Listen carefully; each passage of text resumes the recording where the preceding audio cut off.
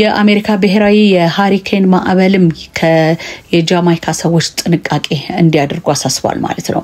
ሜሊሳ ጎርፍ ዝናብ እና ነፋስ በመቀላቀል ከባድ ጫና እየፈጠረ ይገኛል ማለት ነው። በታሪክ በአትላንቲክ ሃሪኬን ሳቢያ ከባድ አደጋ ከፈጠሩ ማዕበሎች ከቀዳሚዎቹ ውስጥም የሚመደብ እንደሆነ ተገልጿል ማለት ነው። አውሎ ነፋስ የሚቀላቀለው ሃሪኬን በሰዓት እስከ 300 ኪሎ ሜትርም ይጓዛል ብቻ ሳይሆን በጣም እጅግ በአደገኛ ሁኔታ እየተንቀሳቀሰ ይገኛል ነው የተባለው። ስለዚህ ይሄ እጅግ አስፈሪ የሆነ ነገር ዓለማችን ላይ ከተነሱ ጉዳዮች መካከል በጣም ትልቁ ነውና በጣም ለጃማይካ ልንጸልይ እንደሚገባ ነው ብዙዎች የሚናገሩት።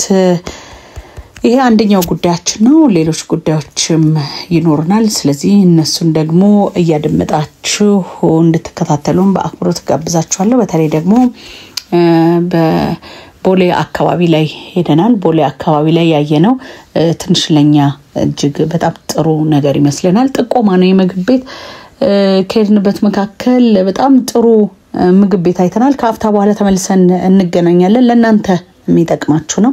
ለሃሪኬን ግን የተለያዩ መረጃዎች እየወጡ ስለሚገኙ ተመልሼ ሐሳብ አስተያየቶችን ይዤ ደግሞ የመመለስ ይሆናል። ከስር ባለው ኮሜንት ሴክሽን ላይ ሐሳባችሁን እንድትነግሩን በአክብሮት እንጋብዛለን። መጸለይ ለጃማይካ እንደሚያስፈልግ ወዲሁ ለመናገር እንወዳለን። ለብዙዎች ደግሞ በታሪክ የመጀመሪያ እንደሆነ የተነገረለት ይሄው ሃሪኬን እንዲሁም ደግሞ የክፍለ ዘመኑ አስፈሪ ማዕበል የተባለለት ይሄው ጉዳይ በእጅግ አነጋጋሪ ሆኗልና በጣም ለጃማይካ እንድንጸልይ በአክብሮት ጋብዛለሁ። ካፍታ በኋላ ተመልሼ እመጣለሁ። የተለያዩ ጉዳዮችን የምናስደምጥበት ቻናላችንን እየተከታተላችሁ የምትገኙ ውድ ቤተሰቦቻችን ከወዲሁ ሰላምታችን በእያላችሁበት እንዲደርስ በአክብሮት ነው የምንጋብዘው። በነገራችን ላይ ዛሬ ወደ ቦሌ አካባቢ ነበርና ይጠቅማችኋል ብለን ያሰብነውን ጉዳይ እንድንነግራችሁ ፈልገናል። ዛሬ በተለይ ያስገረመኝ ነገር አንድ ነገር ነግራችኋለሁ። መቼም እንግዲህ ምግብ ዝም ብሎ እንደ ልብ በርካሽ ማግኘት ድሮ ቀርቷል። በተለይ ደግሞ በጣም በ100 በ200 ሽሮ በስንት ብር በልታችሁ እንደምታውቁ ኮዲው ልትነግሩኝ ከወደዳችሁ ቴክስት አድርጉልኝ። በተለይ አሁን ላይ 200 300 400 ያው ቦሌ ላይ ሽሮ እየተሸጠ ይገኛል። እንዲሁም ደግሞ ሌሎች ምግቦችም ከዛ በላይ ነው እያገኘን የምንገኘው። የማኪያቶ ዋጋ ሆኗል ማለት ነው 100 ወይም ደግሞ 150 200 ብር እና እነዚህ ትናንሽ ቤቶች ካልሆነ በስተቀር እሱም በጣም በውድ ነው ምን በላው ማለት ይቻላል። ዛሬ ግን ቦሌ ላይ የቤት ኪራይ ምኑ አይቀመሰ ነው። ስለዚህ ምግቡ ላይ መጨመር ግዴታ ነው ብለው ያስባሉ። ዛሬ ቦሌ ማተሚያ ቤት ፊት ለፊት በሌላኛው መንገድ ማለት ነው ምግብ በ130 ብር ብቻ እየተሸጠ ይገኛል ማለት ነው። በጣም በመደነቅ ቤቱን ለመጎብኘት ሄደን ነበር። 130 ብር ከፍዬ ምንድነው መብላት የምችለው ብያቸው ነበር።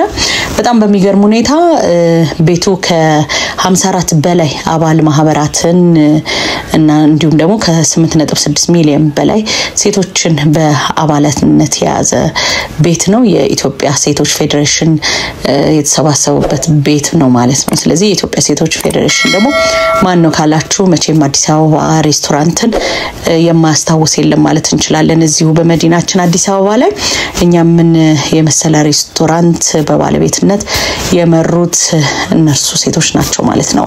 ይህንን በእንቁ ጋለሪና ሬስቶራንት የከፈቱት እነዚሁ ሴቶች ናቸው። ታዲያ ይህ ሬስቶራንት በዋጋ ግሽበት በተንገዳገደው ማህበረሰብ ኑሮውን ቢደግፍ ብለን የከፈትነው ነው ሲሉ ነው የተደመጡት ማለት ነው።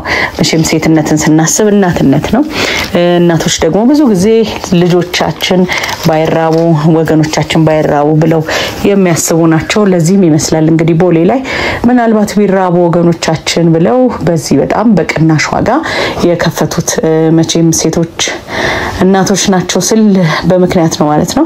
ታዲያ ዘመናዊ መጸዳጃ እንዲሁም ደግሞ ኦፕን ኪችን እዛው ያያችሁ እዛው ምግብ የሚቀርብላችሁ እንዲሁም ደግሞ በስዕል የተንቆጠቆጠ ሬስቶራንት ከፍቷል ማለት ነው ስዕሎቹን ለማየት ሞክሬያለሁ በጣም የሚገርም ነው ውጪ ላይ በጣም በሚሊዮን የሚሸጡ ስዕሎች በ12000 እንዲሁም ደግሞ በ11000 እና በመሳሰሉት ብሮች እየተሸጡ ይገኛሉ ይሄ ውጪ ጋለሪ ላይ ያልጠበቅኩት ነው ማለት ነው ግን በጣም ስዕሎቹ በጣም አስደናቂ ናቸው እነሱን ያያችሁ እየገዛችሁ ጋለሪ ከ80% በላይ የሚሆኑ ሴቶች እንደሳሉት ሰምቻለሁ ስለዚህ እነዚህን ቤቶች ያያችሁ ስዕሎቹን ከወደዳችሁ እየገዛችሁ አሊያም ደግሞ የስዕል ጋለሪን መግረ መንገዳችሁን ያያችሁ ማለፍ ትችላላችሁ ማለት ነው የቤት ገና ከጅምሩ መቀመጫ አጥቷልም እየተባለ ነው ማስታወቂያም አላስፈልጋቸው ይሁን እንጂ አሁን ባለንበት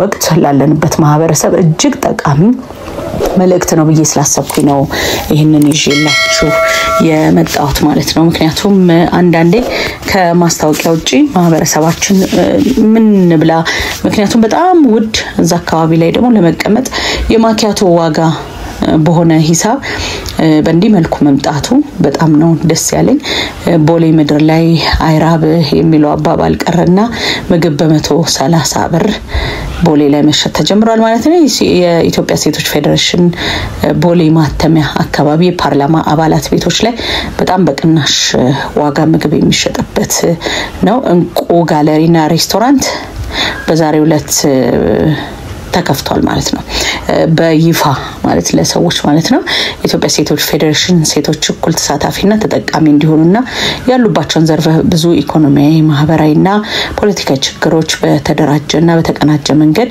ለመፍታት በአገሪቱ ውስጥ ያሉ 54 በላይ አባል ማህበራትን የያዘ ነው ማለት ነው እንዲሁም ደግሞ የኢትዮጵያ ሴቶች ፌደሬሽን ፕሬዝዳንት ወይዘሮ አስካለ ለማ በምረቃ ስነ ስርዓቱ ላይ ተገኝተው ንግግር አድርገዋል የኢትዮጵያ ሴቶች ፌደሬሽን ከሚሰራቸው የልማት ስራዎች መካከል አንዱ እንግዲህ ዋጋ ግሽበት በተከሰተበት ጊዜ እንዲህ አይነቱን የዋጋ ማረጋጋት ስራዎችን መስራት ነው ማለት ነውና ሴቶች ያላቸውን ጥበብ ተጠቅመው ስራዎችን ይዘው በመምጣት ውጤታማ እንዲሆኑ ጥሪያቸውንም አስተላልፈዋል ማለት ነው ጎብኛቸው ማለት ለራሳችን ስንል በ130 ብር ለመብላት ስንል ብንጎበኘው ቤቱን በጣም ጥሩ ነው እዛ አካባቢ ላይ እንግዲህ ዋክስ ታደርጉ ውድ ነው ቤቱ ምናምን ብላችሁ እንዳትጨነቁ እዛ አካባቢ ማየት ትችላላችሁ ማለት ነው በጣም የገረመኝ ግን 63000 በወር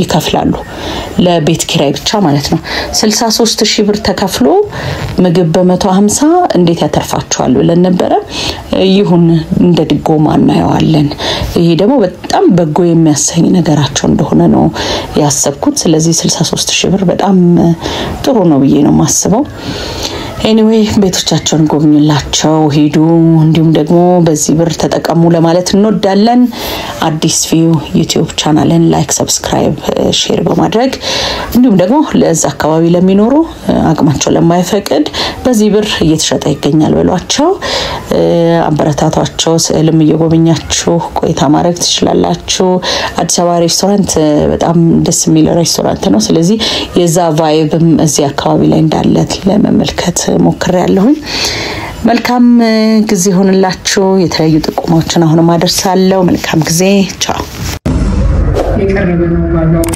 ስለዚህ የምናደርገው እንግዲህ አሁን መጀመሪያ እንደሆነ መጠን ያው ለማስተዋወቅም በዚህ መንገድ መጀመሩ ተገቢ ነው ብለን ስላሰብን ነው በሌላ በኩል አካባቢ ያለውን ህብረተሰብ በደንብ ሊጠቀም የሚችልበት ሁኔታ ድግ ከፈጠረን በሂደት ሁኔታዎችን ያያየን የኛንም አቅም ግንዛቤ ውስጥ ያስገባል የሰው የተጠቃሚውን አቅም ግንዛቤ ውስጥ ያስገባል የምናየው ይሆናል ማለት ነው ግን ይሄን በደንብ መጀመሪያ ላይ ማስተዋወቅ ያስፈልጋል ህብረተሰቡ እንዲጠቀም ማድረግ ያስፈልጋል ከዛ አንፃር የወሰድነው ኢኒሺዬቲቭ መሆኑን ማንሳት ፈልጋለሁ ሰው በዚህ ውስጥ ገና መጀመሪያ ያለንን ሰው በደንብ ወደ ስራ ማስገባት የሚችልበትን እድል ከመፍጠር አኳያ ጅምር ስለሆነ በጅምርም ደረጃ ያሉትን የሥራ ዕድል ከመፍጠር አኳያ አሁን የጀመርነው ያን ያህል ባይሆንም ግን ደግሞ የተወሰነ ሰው ቢሆን ወደዚህ መግባቱ እንደ ትልቅ ነገር መታሰብ አለበት። በሂደት ቁጥሩን እያሳደግን ምንሄድ መሆኑን ማንሳት እፈልጋለሁ። እዚህ የቀረቡት ጋላሪ ላይ የቀረቡት የሴቶች ናቸው ወይ ስዕሎቹ የሚል ነው። እንግዲህ በአንድ በኩል እነዚህ ጋላሪ ላይ የቀረቡ አርቶች ጥበቦች በአብዛኞቹ አይታችኋቸው እንደሆነ የሴቶች ናቸው ራሳቸው ማለት ነው። ራሳቸው አርቱ ሴቶች ናቸው በአብዛኛው ማለት ነው። በአብዛኛው ይሄ ኢትዮጵያን ካልቸር ኢትዮጵያን ባህል ለማስተዋወቅ እድል የሚሰጥ ነው። ያንዳንዱ የሙዚቃ አርትን በዛ መንገድ የተቀመጠ ነው። ያንዳንዱ ገጠር እንዴት አድርጋ ሴቶች እንዴት እንደሚኖሩ ይህን ኑሯቸው እንዴት መቀየር እንደሚቻል በአርት መልክ በነገራችን ላይ ይሄ ለጀነሬሽን የሚተላለፍ ነው። በዚህ መንገድ እየታየ በሚሄድበት ሰዓት እነዚህ ጉዳዮች ይህም ማለት ኢትዮጵያ በጣም ሰፊ ናት አይደል? በጥበብ እዚህ ለምሳሌ ከተማ ውስጥ የሚኖር ሰው ገጠር ያለውን አጠቃላይ ሁኔታ በስዕል ለማቅረብ የተሞከረው ይሄንን አይቶ ስቦ እዛ አካባቢ ሄዶ ለማየት ፋክቱን በተጨባጭ ያለው ለማየት እድል የሚሰጥ ነው እና በአጠቃላይ ስታይ በአንድ በኩል እነዚህ አርቶች የሴቶችን አጠቃላይ ሁኔታ በህብረተሰብ ውስጥ ያላቸውን ሚና የሚያንጸባርቅ ነው።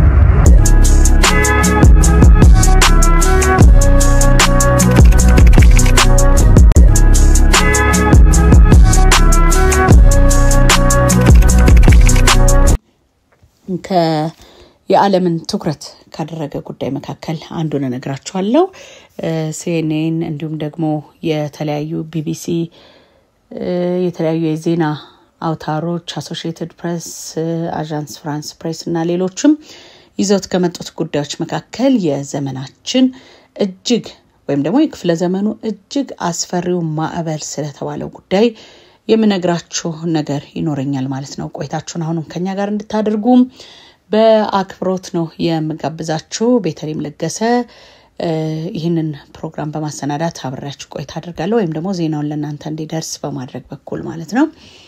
የተለያዩ ጉዳዮች እንዲደርሳችሁ አሁንም ላይክ፣ ሰብስክራይብ፣ ሼር በማድረግ አብራችሁ እንድትቆዩ በድጋሚ በአክብሮት ነው የምንጋብዛችሁ። በዓለማችን እጅግ በጣም አስፈሪ የመሬት መንሸራተት አደጋ እንዲሁም ደግሞ እጅግ አስፈሪ የአውሎ ንፋስ አደጋ እየገጠመን እንገኛለን። ይሄኛው ግን በታሪክ የመጀመሪያው እንደሆነ ተነግሮለታል ማለት ነው። እስከዛሬ ጃማይካ እንዲህ አይነት ውጥንቅጥ ውስጥ ገብታ አታውቅም ነው የሚሉት ተመራማሪዎቹ። የዓለም የዜና አውታሮችም ስለ ጉዳዩ እየዘገቡት ይገኛሉ ማለት ነው። የዓለም የሜትሮሎጂ ድርጅት WMO ይህ የክፍለ ዘመኑ አስፈሪ ማዕበል በማለት ገልጾታል ማለት ነው። የተለያዩ ሰዎች ማለት ነው በጣም በዚህ በከባድ አውሎ ንፋስ ውስጥ ችግር ውስጥ እንደገቡ ብዙዎችን ከቤት ንብረታቸው እየተፈናቀሉ እንደሆነ የተለያዩ የዜና አውታሮች እየገለጹ ይገኛሉ ማለት ነው። ምንድነው የሆነው? ይህ የክፍለ ዘመኑ አስፈሪ ማዕበልስ ለምንድነው የተባለው? አጭር ጉዳይ ነግራችኋለሁ። በጃማይካ የተነሳው ከባድ ማዕበል የመሬት መንሸራተት በማስከተል የዜጎችን ሕይወት አደጋ ላይ እየጣለ እንደሚገኝ ነው ለመስማት የቻልነው። ሃሪኬን ሜሊሳ በሚል የሚታወቀው ማዕበል ካቴጎሪ 5 ሆኖ ተመዝግቧል ማለት ነው። ካቴጎሪ 1 2 3 እያለ ይሄዳል። 1 በጣም ቀላል ነው። ይሄኛው ግን እጅግ ከባድ በመሆኑ ነው ካቴጎሪ 5 ሆኖ የተመዘገበው። ካቴጎሪ 5 ሃሪኬን እጅግ ከባዱና የመጨረሻው ማዕበል ተብሎለታል። በሰዓት ከ253 ኪሎ ሜትር በላይ ነፋስ ቀላቅሎ የሚሸመጥጥ ወይም ደግሞ የሚጓዝ ነው ማለት ይቻላል። በዚህ በምስሉ ላይ እንደምታዩት የተለያዩ ቤቶችን እያፈረሰ ይገኛል። ዜጎች መግቢያ ቀዳዳ ጠፍቶባቸው ዛፎች እየተነቀሉ መሬት ደግሞ እየተንሸራተተች በእንዲህ መልኩ እያያችሁ ትገኛላችሁ።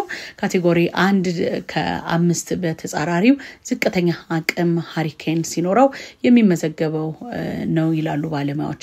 በጃማይካ የመሬት መንሸራተት ጎርፍና እጅግ የበዛ ውድመትም እያስከተለ ይገኛል። ዛሬ ጠዋት CNN ላይ የጃማይካ ጠቅላይ ሚኒስትር ወጥተው ስለ ጉዳዩ እየተናገሩ ነበር እጅግ አስፈሪ ጎርፍ እጅግ አስፈሪ ኃይለኛ አውሎ ነፋስ እየመጣባቸው እንደሆነም CNN ላይ በቀጥታ ገብተው ሲናገሩ ነበር ከ1.5 ሚሊዮን በላይ ህዝብም ጫና ውስጥ ገብቷል ነው የተባለው የዓለም ሜትሮሎጂ ድርጅት የክፍለ ዘመኑ አደገኛ ፈተና በጃማይካ ምድር ሲል ያረጋግጠው ሃሪኬን ሆኗል ማለት ነው የአሜሪካ ብሔራዊ የሃሪኬን ማዕበልም የጃማይካ ሰዎች ጥንቃቄ እንዲያደርጉ አሳስቧል ማለት ነው ሜሊሳ ጎርፍ ዝናብ እና ነፋስ በመቀላቀል ከባድ ጫና እየፈጠረ ይገኛል ማለት ነው በታሪክ በአትላንቲክ ሃሪኬን ሳቢያ ከባድ አደጋ ከፈጠሩ ማዕበሎች ከቀዳሚዎቹ ውስጥም የሚመደብ እንደሆነ ተገልጿል ማለት ነው አውሎ ነፋስ የሚቀላቀለው ሃሪኬን በሰዓት እስከ 300 ኪሎ ሜትርም ይጓዛል ብቻ ሳይሆን በጣም እጅግ በአደገኛ ሁኔታ እየተንቀሳቀሰ ይገኛል ነው የተባለው ስለዚህ ይሄ እጅግ አስፈሪ የሆነ ነገር ዓለማችን ላይ ከተነሱ ጉዳዮች መካከል በጣም ትልቁ ነውና በጣም ለጃማይካ ልንጸልይ እንደሚገባ ነው ብዙዎች የሚናገሩት